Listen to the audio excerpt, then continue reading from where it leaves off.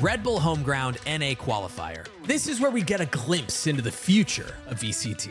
And when you mix seasoned veterans with rising stars, well, that's where magic happens. But it's not just about the flashiness. Oh my gosh, he's just styling on him. The round is over. It's about the crowd and the energy and funny moments where we're all left confused. Oh no, a big blunder. Wow. Oh no. And most importantly, it's about the moments that have every single person at the edge of their seats. For example, let's talk about round 22 of the second map of the best of 3 grand finals between Cloud9 and Sentinels. Let's get a little TLDR on how we got there in the first place. Cloud9 won map 1 of Lotus, and honestly, for a little while there, it looked like it was going to be a Sentinels map win. They were up 9-5 at one point, Zekin was just farming. Man, Zekin's sitting at 15-6, miles ahead of anybody else. But Cloud9 bounced back in very Cloud9 fashion on the defensive side and walked away with a 13-9 win on map 1. Connecting onto Celsius, Redux left alone, and he will fall. 13-9 the way of Cloud9. This first map in this best of 3 goes the way of what many would consider the underdogs. With momentum fully behind them, they were able to jumpstart to a nice lead of 9-3 on map 2, which was Bind. A 9-3 half for Cloud9. Sentinels looked like they were crumbling. A 9-3 lead heading into the defensive side of Bind is often a death sentence. The 2-0 seemed imminent, but as always, you can never underestimate a team like Sentinels. They managed to turn things around and they looked unstoppable on defense, winning 7 of the first 8 rounds to tie the game up at 10 apiece. I can't believe we're saying this. We're tied. Finally, Cloud9 were able to win another round to take the lead 11-10, with the possibility of closing out the series. But it was going to be a miserably difficult uphill battle. Despite winning the previous round, yes, Cloud9 were forced to scrap by.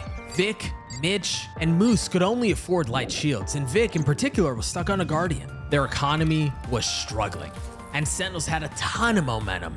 A loss here would not only allow Sentinels to tie up the match, but their economy would break. It'd be disastrous, and they'd possibly and likely surrender map point. This was a pinnacle moment in the entire series.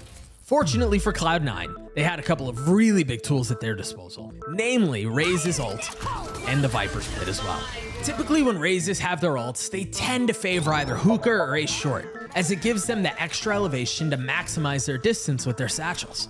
Unlike showers and B-long, where it can feel really awkward and cumbersome to get out and take space, ace short and hookah both have elevated boxes that overlook the site, and they allow Raze players to easily dunk on side anchors. Sentinels are aware of these threats. To counter any potential hookah aggression, Sentinels decide on a triple push out of B short.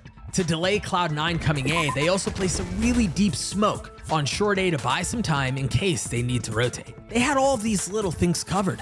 Additionally, they post Zekin on a deep shower line with the op, an amazing adjustment that should, hopefully, cover all of their bases. But of course, Cloud9 have a plan of their own. You can tell by their opening positions that they're eyeing up the A site. They want to use Showstopper to take space on A and get a quick spike plan, after which they can use Viper's Pit completely to lock down the site. And that's a great plan on paper. So, let's see how things play out. Mitch smokes off Sentinel's triple push, and despite some util coming their way, Cloud9 are unhindered by the early pressure. Mitch leaves a trip to cover their flank as he rejoins with the rest of his team.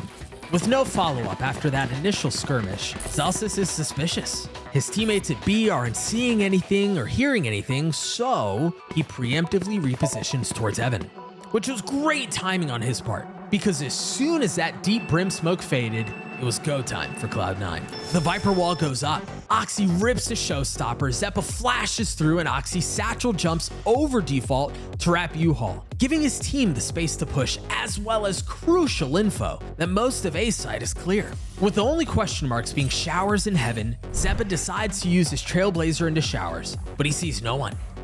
Hello?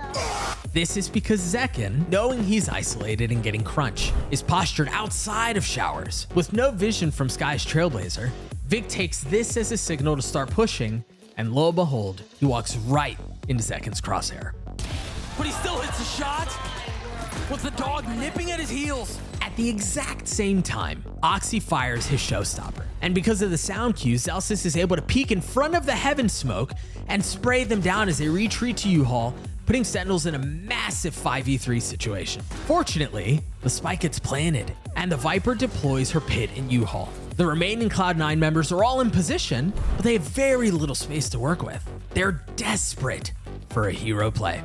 Moose is committed to playing inside the pit, where he's lurking around with a shorty, trying to stay alive. Mitch needs to make sure that Moose can't get wrapped from sight, so he decides to hold A short, and that leaves Zeppa. Of course, it's always Zeppa. He recognizes that Zekken is not deep showers anymore after hearing his off shot towards triple, and he starts flanking accordingly. And with him showing an A short earlier, this play might just work, but the timing needs to be perfect.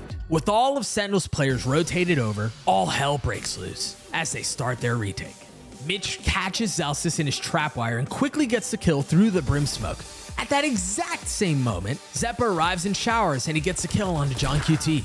We're back to even footing, it's a 3v3, but not for long. Redux knows that Mitch is isolated short and immediately pushes around the smoke, catching him from the side, turning the situation into a 3v2 the way of Sentinels. Zekken tries to rotate around triple box, but Zeppa catches them, getting Zekken down to 1 HP but failing to secure the kill.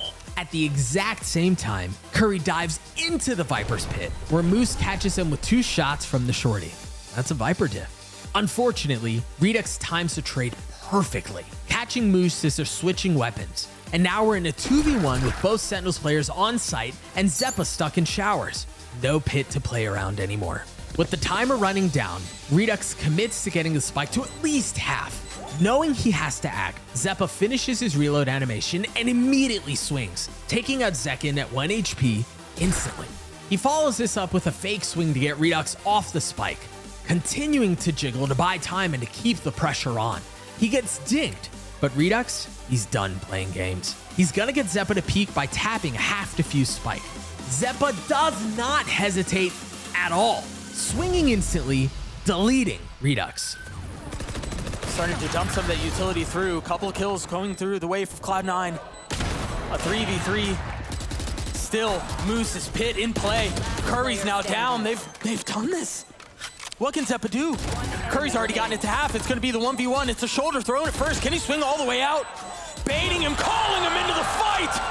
And Zeppa wins that. And with that clutch, the Cloud9 vet gives his team the 12th round for match and series point. That's an insane round. That's, probably in a lot of ways, a series-defining round. We talked about it earlier in the video. The stakes could not have been higher. It was such an important moment for Cloud9 to be able to push them over the finish line and to give them a 2-0 series win over Sentinels in the grand finals. Nice! Let's go, baby! Hey, another one for that. Hey, yes, sir. That's a pretty adequate reaction, I'd say. And it's these tense moments that leaves us wanting more and more Valorant. What we know after this event is that the future looks outrageously bright for North American Valorant. And I, personally, can't wait to see what's next. If you enjoyed the video, leaving a like, subscribing, and hitting the bell to stay up to date is much appreciated. My name is Jonah. Thanks for watching.